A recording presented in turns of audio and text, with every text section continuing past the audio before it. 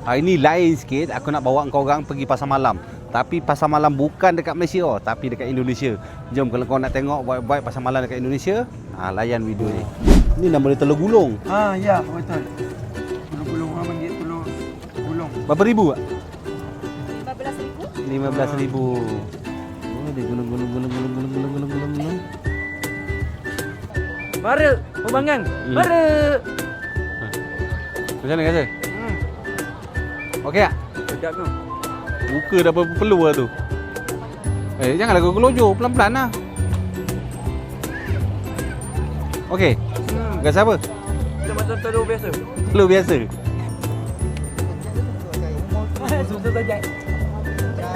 Ya, ingat. Bukan tajak. Rasa telur. Tajak yang kaki. Rasa telur dia ada macam-macam.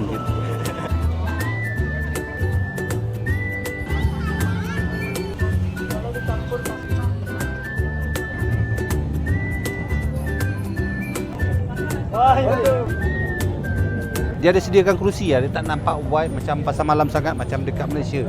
Dia ada letak kerusi, lepas tu dia punya store pun ada yang kekal punya store. Aku tak tahu lah pasar malam ke, pasar tiap-tiap malam ke. Tapi info yang aku dapat kat sini lah pasar malam dia.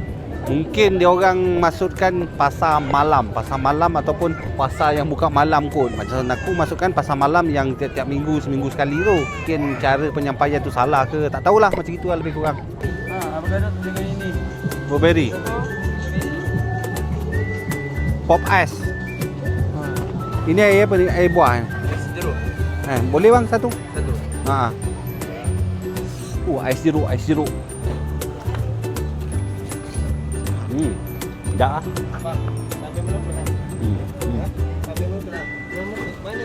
Segar.